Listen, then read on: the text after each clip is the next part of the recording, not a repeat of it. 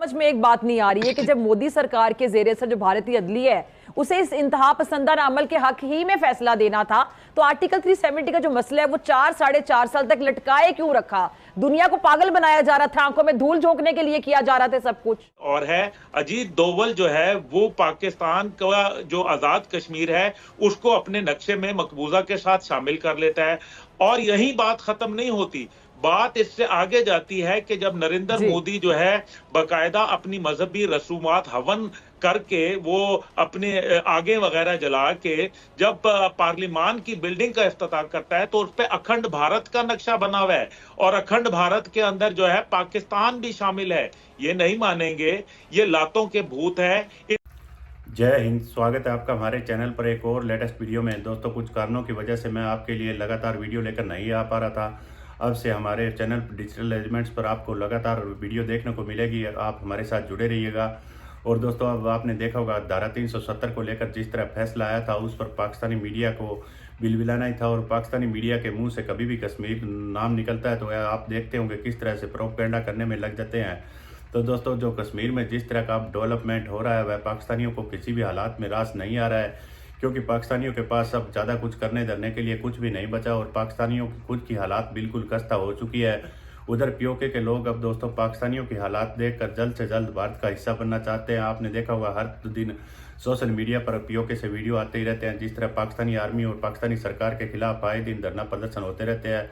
तो अब इस फैसले को लेकर पाकिस्तानी मीडिया की प्रतिक्रिया आनी थी और एक पाकिस्तानी मीडिया ने अपने पुराने अंदाज की तरह ही देखे किस तरह से एक बार फिर वही प्रोपेगेंडा करने की कोशिश की है। तो चलिए हम दिखाते हैं आपको एक बहुत ही बढ़िया और मज़ेदार वीडियो। इससे पहले वीडियो को लाइक कीजिएगा, प्लीज़ आप हमारा चैनल सब्सक्राइब कर लीजिएगा। चलिए करते हैं वीडियो स्टार्ट। गुज़िश्ता 7 दहाइयों से जुल्म सितम के पहाड़ तोड़ता आया है। सरजमीन चिनार से कभी जवान लाशें उठते हैं, कभी बच्चों पर पैलेट गन से फायरिंग की जाती, लेकिन नाम नेहाद मुहज्जब अक़वाम कभी मासूम कश्मीरियों के लिए आवाज नहीं उठाती। और आज एक मर्तबा फिर भारत की जानिब से कश्मीरियों के हक पर डाका डाला गया। भारतीय सुप्रीम कोर्ट ने मकबूजा कश्मीर की खुसूसी हैसियत बहाल करने से मुतालिक दरख्वास्तें मुस्तरद कर दी। याद रहे कि 5 अगस्त 2019 को इंतहा पसंद मोदी सरकार ने भारतीय आइन की शिक 370 के खात्मे का ऐलान किया था। ये वही आर्टिकल 370 है जिसके तहत रियासत जम्मू कश्मीर की नीम खुद मुख्तार हैसियत और खुसूसी इख्तियारात हासिल थे। इसी सूरत हाल पर बात करने के लिए आज मेरे साथ मौजूद मेहमान अब्दुल्ला हमीद गुल साहब, बहुत शुक्रिया ज्वाइन करने के लिए। ब्रिगेडियर रिटायर्ड गजनफर अली साहब, आपका भी बहुत शुक्रिया वक्त देने के लिए। ब्रिगेडियर साहब, अदलिया का काम तो गैर जानिबदार फैसले करना होता है, लेकिन अब ऐसा लग रहा है कि भारतीय अदलिया में अदल का कोई तस्वुर ही नहीं है। वो मोदी सरकार की बकायदा आला कार साबित हो रही है। अब ये जो आज भारत की सुप्रीम कोर्ट ने कश्मीर की खुसूसी आईनी हैसियत के मामले पर फैसला सुनाते हुए कहा है कि आर्टिकल 370 आइन की आरजी शिक थी, क्या समझ आ रही है जालिमाना फैसले पर आपको? बहुत शुक्रिया। बिस्मिल्लाह फिजा 3 फैसले आपको बताऊंगा, उससे आप भारतीय अदलिया का जो कल्चर है और जो उनका असल चेहरा है वो आपको सामने नजर आ जाएगा। आज तमाम जजेस ने एक ही फैसला दिया है। एक पहला, मोदी की पार्टी ने इलेक्शन जीता है और अब नरेंद्र मोदी फ्यूचर में ये जो है इलेक्शन की तरफ और वो 3rd टेन्योर के लिए वाउच कर रहा है कि वो जाएगा। तो इन हालात को रखते हुए, और अभी इंडिया के खिलाफ आपने देखा कि अमेरिका में भी केस हुआ है सिखों को मारने के लिए और रॉ को उन्होंने ब्लेम किया है, और कनाडा में जो कुछ हुआ और जिस तरह रॉ ने और नरेंद्र मोदी की पर्सनल डायरेक्शन पे जो वहाँ दहशतगर्दी की गई और सिखों को कत्ल किया गया, और सिख जो है उनका जो कॉन्ट्रैक्ट जो था इंडिया के साथ, जो मायदा था वो ख़त्म हो गया 2024 में, वो एक इंडिपेंडेंट स्टेट के तौर पे जा सकती है। इन तमाम सर्कमस्टांसेस में कोई अहमक, कोई बेवकूफ़, कोई एवरेज माइंडेड शख्स भी क्या ये एक्सपेक्ट कर सकता था कि इंडियन सुप्रीम कोर्ट जो है वो 370 के खिलाफ फैसला देगी? 370 तो लेकिन जब एक दहशतगर्द हुकूमत हो, जब नरेंद्र मोदी जैसा मुसोलिनी और हिटलर का बाप जो है और अमित शाह जैसा एक जलील तरीन इंसान, और उसके साथ एक और शख्स है जिसको कहते हैं अजीत कुमार डेविल, जब ये कॉम्बिनेशन बना हुआ हो एक मुल्क के अंदर, तो वहां आप समझते हैं कि जजेस इंडिपेंडेंट फैसले देंगे।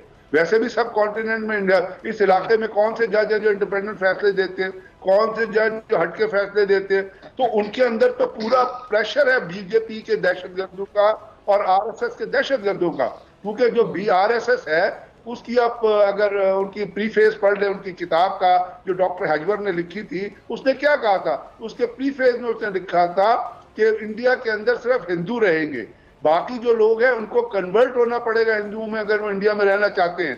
तो ये वो दहशतगर्दी है जिसमें इंडिया की हुकूमत बिलीव करती है।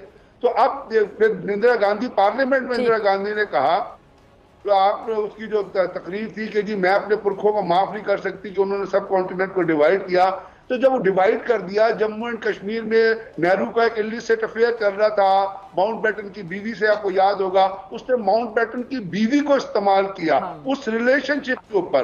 तो ये तो है ही गैर अखलाकी शुरू से, कि उसने कहा कि जी फिरोजपुर और गुरदासपुर, उसने नेहरू ने माउंटबेटन की बीवी को इस्तेमाल करके, जिससे उसका इश्क था, उसको इस्तेमाल करके उसने फिरोजपुर पे कब्जा किया और गुरदासपुर पे कब्जा किया। Gurdaspur is entry to Kashmir. अगर गुरदासपुर पे ना उनको मिलता, 2 दिन तक गुरदासपुर जो है वो पाकिस्तान के साथ आ रहा था। वहां 51% पॉपुलेशन ने कहा था कि हम पाकिस्तान को ज्वाइन करना चाहते हैं।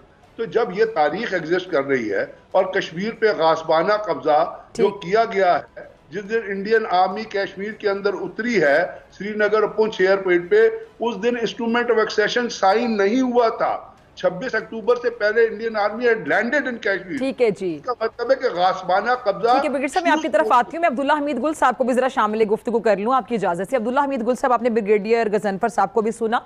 अब्दुल्ला साहब, मेरी समझ में एक बात नहीं आ रही है कि जब मोदी सरकार के जेर असर जो भारतीय अदलिया है उसे इस इंतहा पसंदाना अमल के हक ही में फैसला देना था, तो आर्टिकल 370 का जो मसला है वो 4-4.5 साल तक लटकाए क्यों रखा? दुनिया को पागल बनाया जा रहा था, आंखों में धूल झोंकने के लिए किया जा रहा था सब कुछ। बिस्मिल्लाहिर्रहमानिर्रहीम, बहुत शुक्रिया आपका। देखिए, पहली बात यह है कि ये 4 साल इसलिए लटकाया गया क्योंकि they were looking for a positive opportunity, जो उनकी नज़र में एक पॉजिटिव अपॉर्चुनिटी हो। इससे पहले आपको याद होगा कि नरेंद्र मोदी का दौरा इस्राइल हुआ था और उसके बाद आके उसने गजा की तर्ज के ऊपर बाकायदा जो आबादियाती नक्शा था, डेमोग्राफी, वो चेंज करना शुरू कर दिया था और लोगों को ला ला के बसाना शुरू कर दिया था। फिर 5 अगस्त 2019 को उसने एनेक्स कर दिया, जो कि बाकी सारी चीजों की वायलेशन को तो छोड़ ही दें, असल वायलेशन उसने यूनाइटेड नेशन के चार्टर की है, यूनाइटेड नेशन के कवानीन की है, जिसका अभी जिक्र फरमा रहे थे ब्रिगेड साहब। तो ये था ना, नेहरू 2 दफा गया था और यूनाइटेड नेशन में और हक खुद इरादियत देने की बात की थी, तो तब तो अटूट अंग नहीं था, तो ये अब अटूट अंग कैसे हो गया? इसलिए पहली बात यह है कि ये एक झूठ के ऊपर मबनी केस है। या तो बताएं कि नेहरू ने बकवास की थी, झूठ बोला था और हक खुद इरादियत की बात जो थी वो गलत थी, तो फिर या तो वो गलत है या अब गलत है। दूसरी तरफ है पाकिस्तान जो है बाकायदा यूएन ऑब्जर्वर्स के दफ्तर यहाँ कायम करता है और उनको इजाजत देता है कि वो आके मॉनिटर करें, लेकिन मकबूजा कश्मीर में ऐसी कोई बात नहीं होती। अभी इससे जो बड़ी अहमियत की बात है वो कौन सी अपॉर्चुनिटी थी? वो अपॉर्चुनिटी ये थी कि बाइडेन के इलेक्शन होंगे तो उसके अंदर कैमिला हैरिस जो है, जो कि भारतीय निजात खातून हैं, वो आएंगी बतौर वाइस प्रेसिडेंट आएंगी। अब मसला यह है कि वो वाइस प्रेसिडेंट आके वो खातून जो है वो अब देखे ना, उनका सामने नजर आ गया। फिर इसी तरह से ऋषि सुनक जो है वो बतौर वजीर आजम बरतानिया आ गए।